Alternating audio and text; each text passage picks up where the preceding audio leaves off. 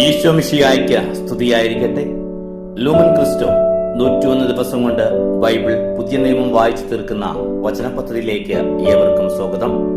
ഇന്ന് ദിവസം 83. 2 കൊറിന്തോസ് 9 മുതൽ 11 വരെയുള്ള അധ്യായങ്ങളാണ് നാം ഇന്ന് വായിക്കുന്നത്.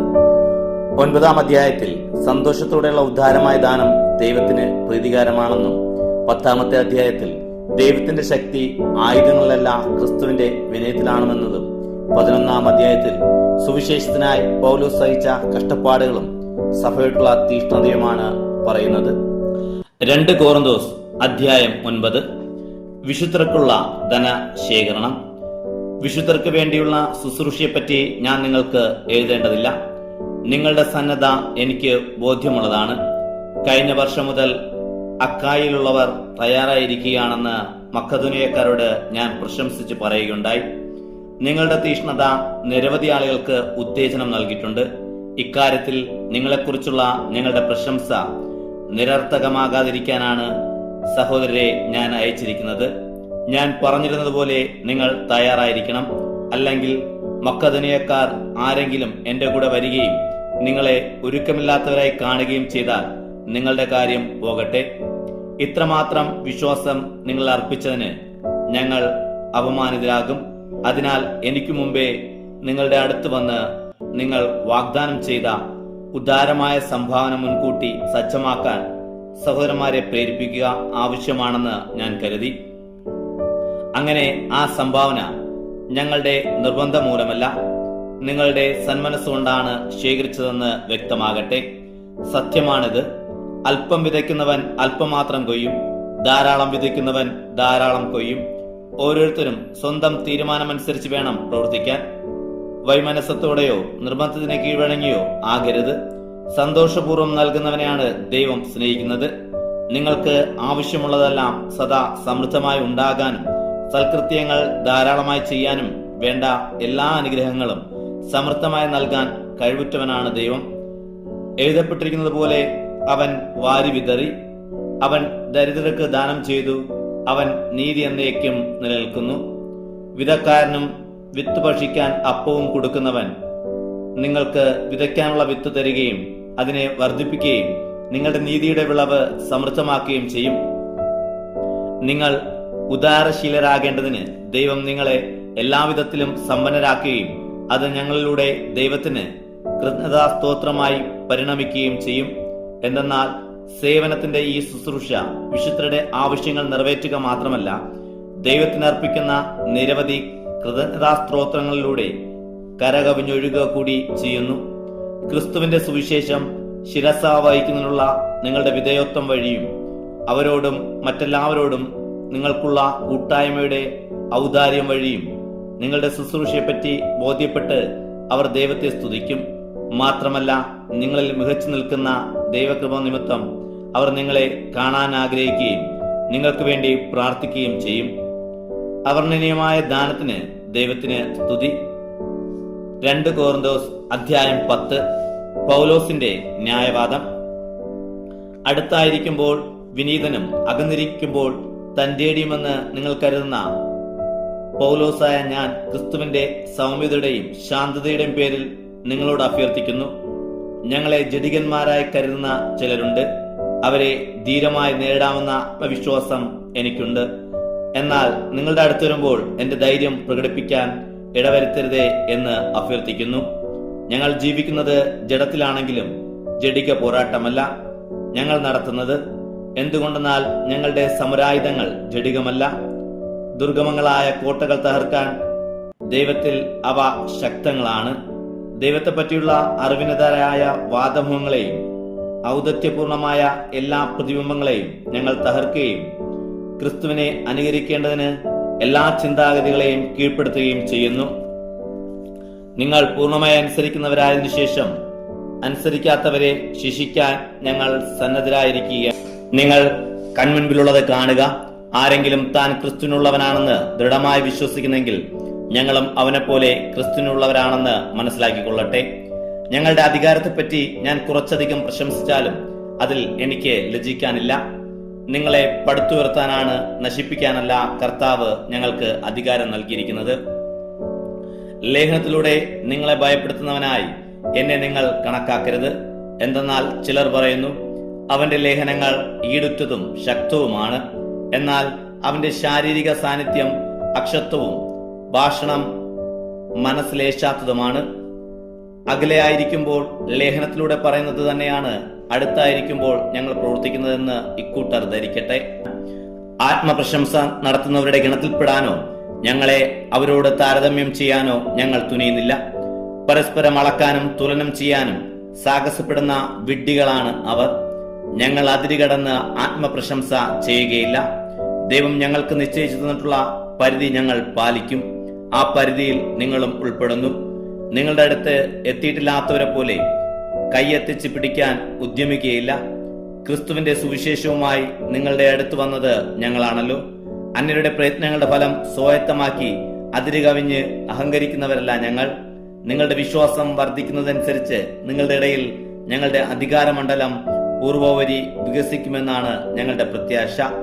അപ്പോൾ അന്യന്റെ വയൽ ചെയ്തത് ജോലികളെപ്പറ്റി പ്രശംസിക്കാതെ നിങ്ങൾക്കപ്പുറമുള്ള സ്ഥലങ്ങളിൽ സുവിശേഷം പ്രസംഗിക്കാൻ ഞങ്ങൾക്ക് കഴിയും.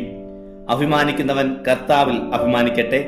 എന്തെന്നാൽ തന്നെ തന്നെ പ്രശംസിക്കുന്നവനല്ല, കർത്താവ് പ്രശംസിക്കുന്നവനാണ് സ്വീകാര്യൻ. 2 കൊറിന്തോസ് അധ്യായം 11. കപട അപ്പോസ്തലന്മാർ. അല്പം ഭോഷത്വം സംസാരിക്കുന്നത് നിങ്ങൾ സഹിക്കുമെന്ന് പ്രതീക്ഷിക്കുന്നു. നിങ്ങൾ ഇപ്പോൾ തന്നെ എന്നോട് സഹിഷ്ണുത കാണിക്കുന്നുണ്ടല്ലോ. എനിക്ക് നിങ്ങളോട് ദൈവികമായ അസൂയ തോന്നുന്നു. എന്തെന്നാൽ നിർമ്മലമായ വധുവിനെ അവളുടെ ഭർത്താവിന് എന്നതുപോലെ നിങ്ങളെ ക്രിസ്തുവിന് സമർപ്പിക്കേണ്ടതിന് ക്രിസ്തുവുമായി നിങ്ങളുടെ വിവാഹ നിശ്ചയം ഞാൻ നടത്തി. എന്നാൽ സർപ്പം ഹവ്വായെ തന്ത്രപൂർവ്വം ചതിച്ചതുപോലെ നിങ്ങളുടെ ചിന്തകൾ ക്രിസ്തുവിലുള്ള ലാളിത്യത്തിലും വിശുദ്ധിയിലും നിന്ന് വ്യതിചലിപ്പിക്കപ്പെടുമോ എന്ന് ഞാൻ ഭയപ്പെടുന്നു.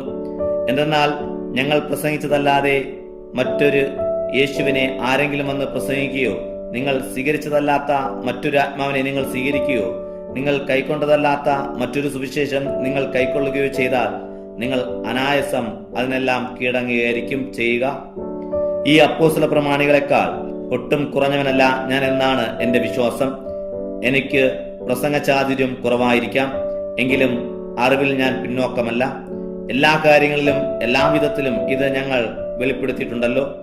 ദൈവത്തിന്റെ സുവിശേഷം പ്രതിഫലം കൂടാതെ പ്രസംഗിച്ചുകൊണ്ട് നിങ്ങളുടെ ഉത്കർഷത്തിന് വേണ്ടി ഞാൻ എന്നെ തന്നെ താഴ്ത്തിയത് തെറ്റാണോ? നിങ്ങളെ ശുശ്രൂഷിക്കുന്നതിന് വേണ്ടി മറ്റു സഭകളിൽ നിന്ന് സഹായം സ്വീകരിച്ചുകൊണ്ട് ഞാൻ അവരെ കവർച്ച ചെയ്യുകയായിരുന്നു. ഞാൻ നിങ്ങളുടെ കൂടെ ആയിരിക്കുമ്പോൾ എനിക്ക് ഞെരുക്കം ഉണ്ടായെങ്കിലും ആരെയും ഞാൻ ബുദ്ധിമുട്ടിച്ചില്ല. മക്കതോനിയയിൽ നിന്ന് വന്ന സഹോദരന്മാരാണ് എന്റെ ആവശ്യങ്ങൾ നിറവേറ്റി തന്നത്.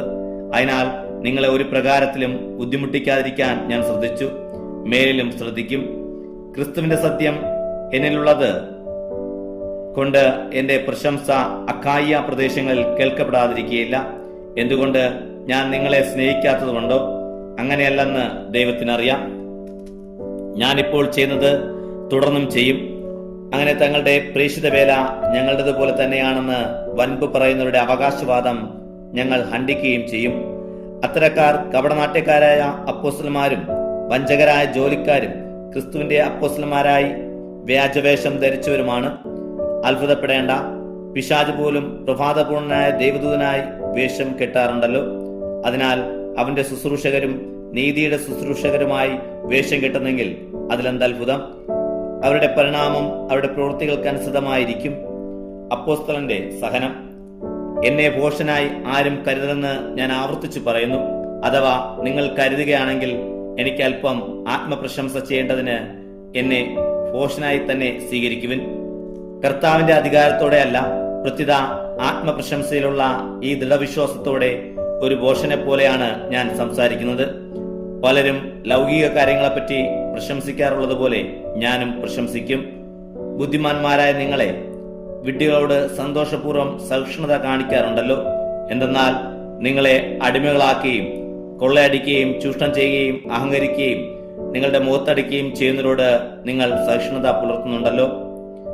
അതിനൊന്നും ഞങ്ങൾക്ക് ശക്തിയില്ലായിരുന്നെന്ന് ലജ്ജയോടെ പറഞ്ഞുകൊള്ളട്ടെ. ആരെങ്കിലും പ്രശംസിക്കാൻ ധൈര്യപ്പെടുന്ന എന്തിനെക്കുറിച്ചും പ്രശംസിക്കാൻ ഞാനും ധൈര്യപ്പെടും എന്ന് ഒരു ഭോഷനെ പോലെ ഞാൻ പറയുന്നു. അവർ ഹെബ്രായരാണോ ഞാനും അതെ. അവർ ഇസ്രായേൽക്കാരാണോ? ഞാനും അതെ. അവർ അബ്രാഹത്തിന്റെ സന്തതികളാണോ? ഞാനും അതെ. അവർ ക്രിസ്തുവിന്റെ ദാസന്മാരാണോ? ഉന്മത്തനെ പോലെ ഞാനും പറയുന്നു. ഞാൻ കുറെ കൂടെ മെച്ചപ്പെട്ട ദാസനാണ്. അവരെക്കാൾ വളരെയേറെ ഞാൻ അധ്വാനിച്ചു. വളരെ കൂടുതൽ കാരാഗ്രഹവാസം അനുഭവിച്ചു. എണ്ണമറ്റ വിധം പ്രഹരമേറ്റു.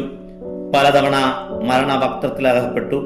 5 പ്രാവശ്യം യഹൂദരുടെ കൈകളിൽ നിന്ന് ഒന്ന് കുറെ 40 അടി വീതം ഞാൻ കൊണ്ടു. 3 പ്രാവശ്യം വടികൊണ്ട് അടിക്കപ്പെട്ടു. ഒരിക്കൽ കല്ലെറിയപ്പെട്ടു. 3 പ്രാവശ്യം കപ്പലപകടത്തിൽപ്പെട്ടു. ഒരു രാത്രിയും ഒരു പകലും കടലിൽ ഒഴുകി നടന്നു. തുടരെയുള്ള യാത്രകൾക്കിടയിൽ നദികളിൽ വച്ചും കൊള്ളക്കാരിൽ നിന്നും സ്വന്തക്കാരിൽ നിന്നും വിജാതിയരിൽ നിന്നും എനിക്ക് അപകടങ്ങളുണ്ടായി. നഗരത്തിൽ വെച്ചും വിജനപ്രദേശത്ത് വെച്ചും കടലിൽ വെച്ചും അപകടങ്ങളിൽ അകപ്പെട്ടു. വേജ സഹോദരിൽ നിന്നുള്ള അപകടങ്ങൾക്കും ഞാൻ അധീനനായി. കഠിനാധ്വാനത്തിലും വിഷമസന്ധികളിലും നിരവധി രാത്രികളിലെ ജാഗരണത്തിലും വിശപ്പിലും ദാഹത്തിലും പലപ്പോഴും ഉപവാസത്തിലും തണുപ്പിലും നഗ്നതയിലും ഞാൻ ജീവിച്ചു. ഇവയ്ക്കെല്ലാം പുറമെ സകല സഭകളെയും കുറിച്ചുള്ള എന്റെ ഉത്കണ്ഠ അനുദിനം എന്നെ അലട്ടിക്കൊണ്ടുമിരിക്കുന്നു. ആര് ബലഹീനരാകുമ്പോഴാണ് ഞാൻ ബലഹീനനായിത്തീരുന്നത്? ആര് തെറ്റ് ചെയ്യുമ്പോഴാണ് എന്റെ ഹൃദയം കത്തിയെരിയാത്തത്? എനിക്ക് പ്രശംസിക്കണമെന്നുണ്ടെങ്കിൽ എന്റെ ബലഹീനതകളെ കുറിച്ചായിരിക്കും ഞാൻ പ്രശംസിക്കുക. ഞാൻ വേജം പറയുകയില്ലെന്ന് കർത്താവായ യേശുവിന്റെ ദൈവവും പിതാവും എന്നേക്കും വാഴ്ത്തപ്പെട്ടവനുമായ ദൈവം അറിയുന്നു. ദമാസ്കസിൽ വെച്ച് എന്നെ പിടികൂടുന്നതിന് വേണ്ടി അരത്താസ് രാജാവിന്റെ ദേശാധിപതി ദമാസ്കസ് നഗരത്തിന് കാവലേർപ്പെടുത്തി. എന്നാൽ മതിലിലുള്ള ഒരു കിളിവാതിലൂടെ കുട്ടയിൽ ഞാൻ താഴേക്കിറക്കപ്പെട്ടു. അങ്ങനെ അവന്റെ കൈകളിൽ നിന്നും ഞാൻ രക്ഷപ്പെട്ടു. ഇന്നത്തെ വായന ഇവിടെ സമാപിക്കുമ്പോൾ നമ്മുടെ ബലഹീനതകളിൽ ദൈവകൃപ കണ്ടെത്താൻ ഈ വചനങ്ങൾ നമ്മെ പ്രചോദിപ്പിക്കട്ടെ. ദൈവത്തിന് മഹത്വം.